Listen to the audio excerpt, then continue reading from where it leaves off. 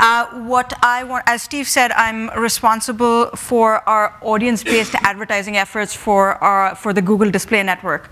And we at Google believe that audience-based advertising will do for brand marketing online what search has done for direct response advertising online. And what I wanted to do was talk to you about that today. I don't know how many of you have seen this, but there have been recently a couple of articles by Nate Elliott, who is a research analyst at Forrester, and then follow-on articles by a couple of other analysts, Josh Bernoff being one of them, that talks about how there's a ton of data online that brand marketers can use. They call this the database of Affinity, and how understanding that data about your audiences can actually make you, as a brand marketer, much more intelligent about what you should be doing in terms of connecting with your audiences. So before we jump into that, let me personalize that with a real-life example. I live in California. Right, I live in the Bay Area. I live in San Francisco. I'm a mom of a 2-year-old. Work relatively hard, like most people here. The time that I'm not working, I'm with my son. And I made a commitment that whenever I'm not working, I'm with my son. My son is pretty intense. He's jumping all over the place. So when I'm home and with him, we're usually outdoors because otherwise I would go crazy. As a family, because we're in California, we used to be in the East Coast, we moved to California, had a pretty big lifestyle change. We tend to actually take a lot of road trips and have settled into a pretty strong community of friends and extended family. The way my life goes is through the weeks, I am actually communicating with my friends and family in terms of how I make plans, either via my email account or through G+. My social network is on G+. During the weekends, I am trying to look up things to do either for the coming weekend, so Friday nights, or if it's a trip for the next weekend, then trying to plan out a trip for the next weekend by surfing online, etc. We live in a neighborhood in San Francisco that actually, we never moved after we had a kid, so we're in a pretty tiny apartment in San Francisco. It's usually not where you live, where you have kids. We're going to have to move eventually. And I still have a car that you technically would have if you did not have a kid. So if you look at me from a brand advertiser perspective, oh, by the way, I love music. I absolutely love music. It relaxes me. So you will often, even now, I have this tendency as a teenager, I go, as I did as a teenager, as most teenagers do, I still go to YouTube and watch music videos. Don't tell anyone that. Whenever I indulge in music, I indulge in audio equipment. So as a brand marketer, I am what you would say ideal for an auto advertiser. Like, you should be marketing to me right now. I have to get out of my car. If you knew anything about me, you knew I have to get out of my house and I have to get out of my car. So let's focus on the auto advertiser. If you were an auto advertiser, what would you want to brand to me if you knew all these things about me? You probably would want to brand to me some kind of, you know, I've stuck to my past. I don't really want to move into the minivan stage. I'm still in San Francisco. I'm still in an apartment. I love being outdoors, so I need something bigger. I have a kid, etc. So probably a compact SUV is the right thing for me, and a compact SUV that probably that has a good sound system with somewhat higher technological advancements. If you know how much I engage with technology, is a good option. I have an ad. Somebody's figured out I'm looking for a car. I have an ad for a BMW i8 following me around. And the title of the ad is "The Most Progressive Two-Seater Sports Car in the World." Doesn't really help. Completely wasted opportunity, right, to brand to me. So that's what we mean by when we say, if you understand the audience that you're advertising to as a brand marketer, you actually can really make an impact and deliver and actually connect with your audience. As brand marketers, there are many, many challenges that we face today. Our customers have a lot going on. There's a lot of information. There is a lot of data being thrown at them. There's a lot of messages being thrown at them. Things have grown 1,000-fold. TV is not the only way that they're consuming messages, right? So how do you as a brand marketer get heard above the noise? How do you connect with your customer? Obviously, BMW was not connecting with me, with the sports car, right? I mean, I noticed them because I was looking for how people are doing advertising incorrectly, but otherwise, things would have just, I mean, that ad would have just glossed over me. The second thing is, if you think about how people are purchasing now with the advent of technology, they are essentially not really, the traditional purchase funnel really doesn't exist as such any longer. People are not going from, like, they don't see an ad on TV and they don't see an ad in a magazine, and then they go think about it and research it with consumer reports, and then they go into the store and try to make a decision, or multiple stores, and then purchase something. They're hopping all over the place. They'll see something, they might go, they might talk to a few friends and decide to purchase it, or they might be in the evaluation stage and jump back into the consideration stage. So the purchase funnel has changed. People are hopping all over the place. The thing that has not changed, and studies have shown this, and McKinsey did a study, was if you manage to get into the awareness and consideration stage of your potential customer, you are 3 times more likely to be purchased than if you're not there. Now, you could get into the awareness and consideration stage at the beginning, or you could try and force yourself there if somebody's already in the evaluation stage. Those things could happen. But the key question is, how do you get into their awareness and consideration set? And I think the key, really the way you do that is by understanding your customer, or understanding a potential customer and reaching them with the right product that is suited for them. You become relevant to them. So if BMW had reached out to me with an SUV, I might have been interested. This example here shows cat food being advertised to a dog lover. Not going to work. It's a wasted ad, just like the BMW sports car was a wasted ad for me, right? And as brand advertisers, you know you want to do this at scale, right? You cannot do this one by one or 1,000 people at a time. So that's the challenge brand advertisers are facing today. That's why the ability to understand your customers at scale, the ability to reach customers, the right set of customers with the right messaging in a scalable fashion is really, really important. So at Google, we've been actually talking to a number of our brand advertisers, and we've been noticing this phenomena come up now for about a couple of years. And most of the audience efforts in the industry have been focused really on DR efforts. So people have been trying to find people online who show intent, right? Who are showing an intent to purchase a car, who are showing an intent to purchase a ticket to fly somewhere. But very few companies have focused their efforts on really trying to build audience segments that brand advertisers can harness.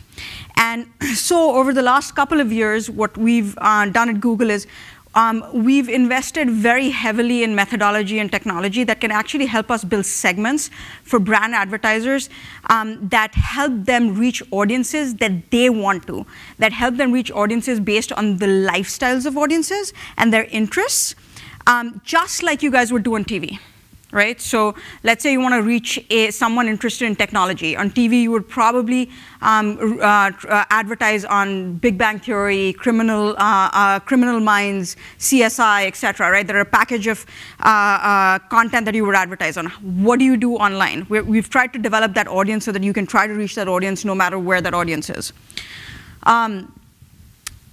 Here are some of the segments we have just to give you a sense.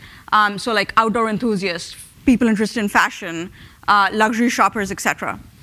And the kind of things we've tried to do is very much like the things you see, we hear back from brand marketers, and frankly, we would want to use in our marketing messages, right? So 30-minute chefs, the mom who's looking for, the working mom who's always busy, me, looking for a quick and easy recipe, feel very guilty if I try to give my kid food from outside every single day, right? And the shows that you normally advertise to this person on, Rachel Ray's show, right? So those are the kind of segments we've developed so that it's very easy for you to say, hey, I'm trying to reach this person. This is how I reach this person on TV. And I'd like to be able to also reach this person to make sure that I'm top of mind when they're online because they're a good fit for my product.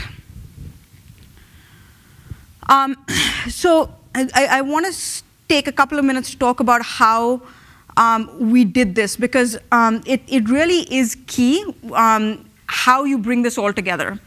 There are 5 elements, and you'll see this in many of the articles that I referenced, many of the research articles I referenced. But essentially, there are 5 key elements that you need to be aware of to build a compelling solution here. First of all, you need to have the data, right? You need to have the data about the customers or about the potential customers to know, to understand, and even understand what they're interested in. So you have to know that I watch, what kind of YouTube videos I watch. You have to know what that my G+ posts are about sharing about my son's photographs. You have to know that I'm surfing the internet looking for places to visit for the weekend, right? You then need to be able to take that data and make meaning out of it, right? I have a kid, I'm going for the weekend means what? You have to do it. We just had a session on real time, so I won't spend a lot of time. Latency is important, right? Interests change, situations change. The more real time you are, the better you're going to be able to react to a given situation.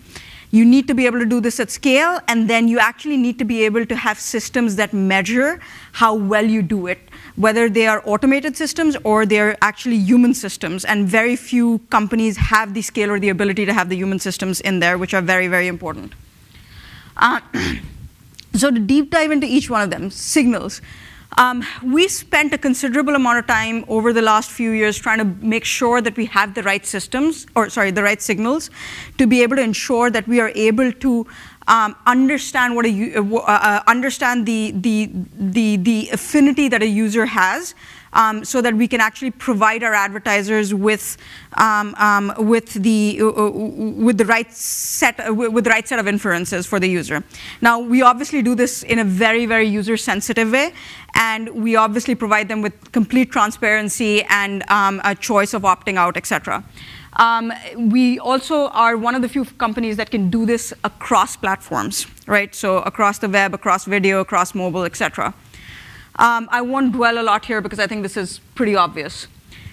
The thing that is often overlooked is the ability to bring meaning to this data. Let's say I visited a site once. Let's say a friend of mine forwarded me an email about, hey, this is a really cool place to visit and you should go visit here. And I'm not a frequent traveler, I don't take road trips a lot, but I went and looked at that site once. If I am not able to track the fact that I don't do this often enough, I would get characterized as someone interested in traveling.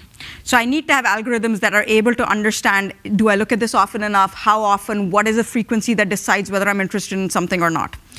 On the other hand, it also has to overlay that with the fact that my web visit pattern is X. So for example, I tend to research a lot of things on the web. My husband does not, right?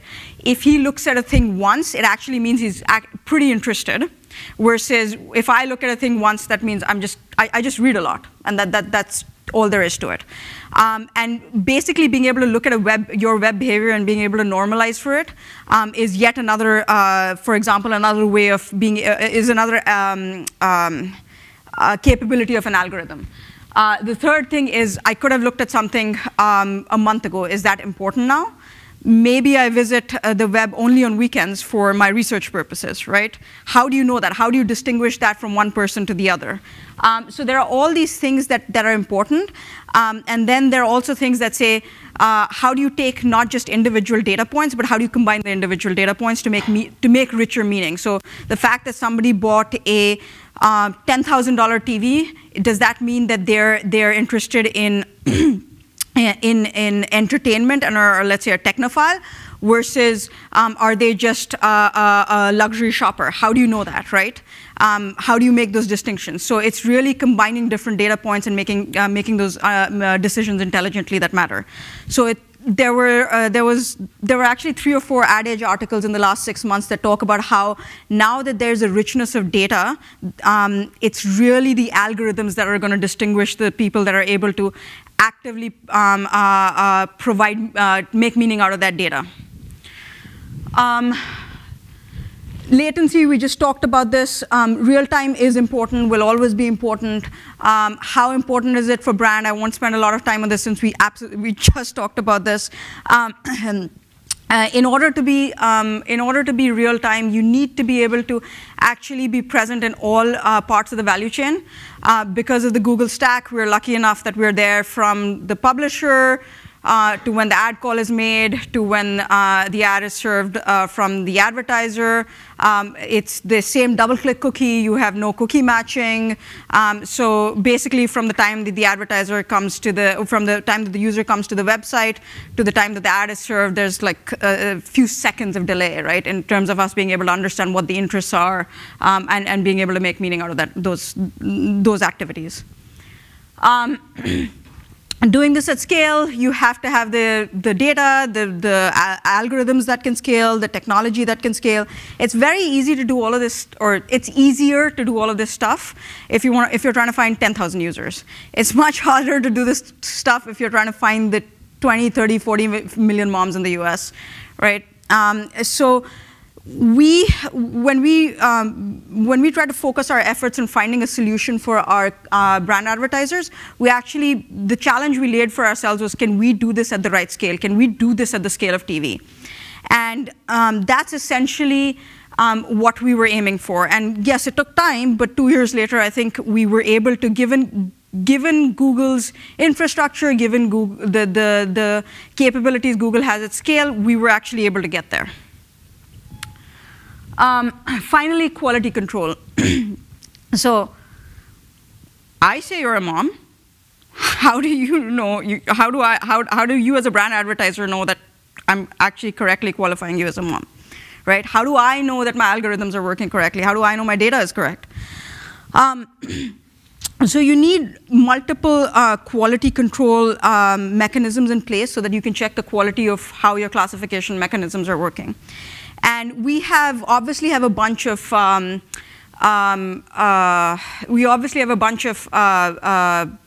technological quality controls in place. We have QA, et cetera.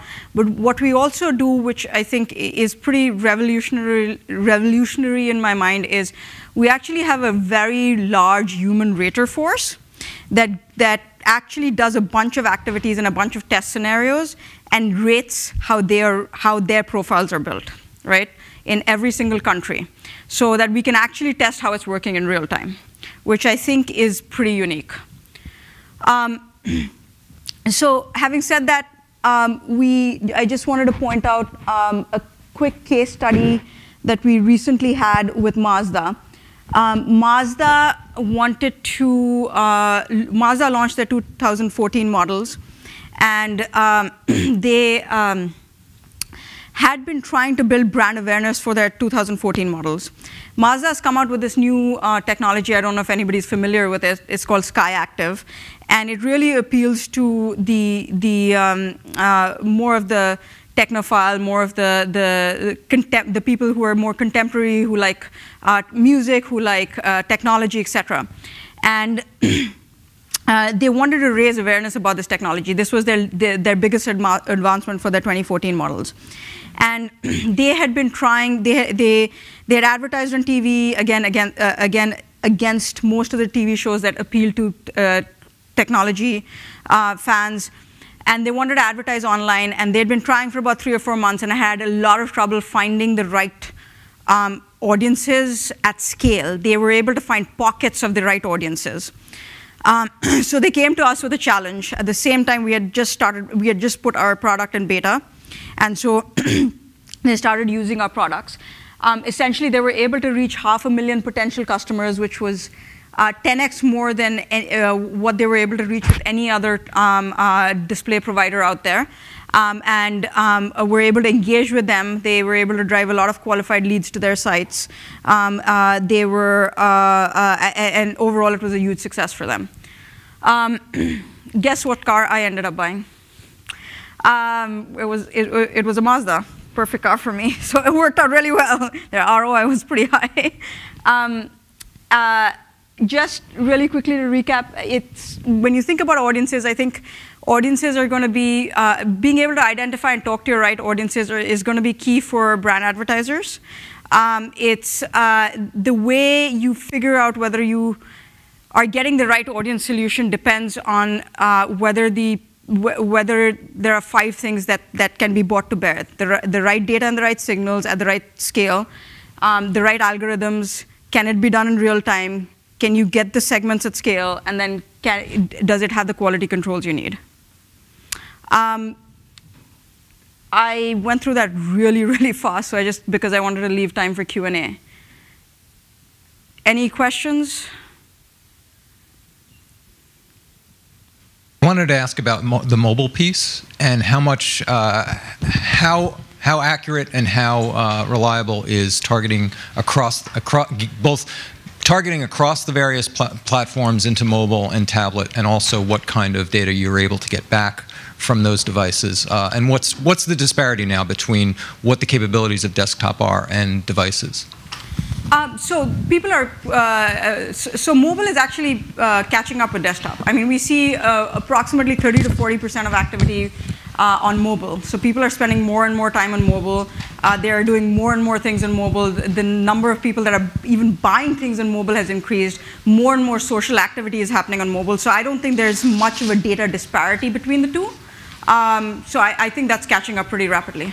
Well, but what do you lose when somebody's either interacting with you on a smartphone, or certainly within an app, which is going to have to be using at best on an iPhone a unique identifier, and sort of unreliable, cookie depth on a mobile browser. What kind of data is and is not available to you from users on their devices now?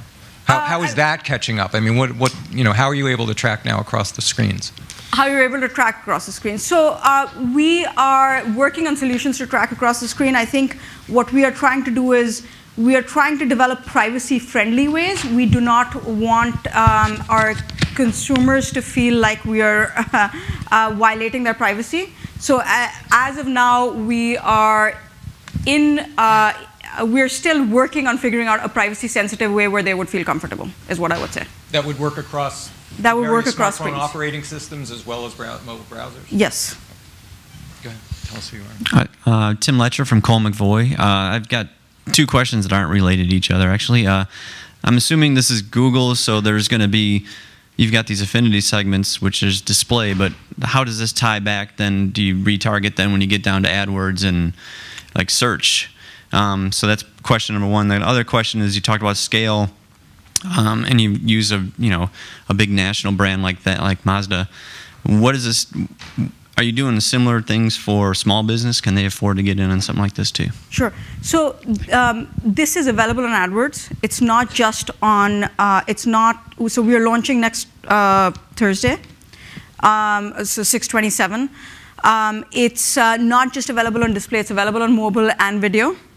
For search, there's obviously not much reason because it's more of a DR product. It's more DR. Anyone can use it in AdWords. The key thing here, though, is for a small business to remember is that it is more of a awareness raising product. It's not so much of a direct response. So the way we classify the users is to raise, we try to raise awareness. It's a top of a funnel product. So the metrics are very, very different, which is how many users did you reach, how much awareness did you raise, how accurate were those users that you reached to raise awareness for your product.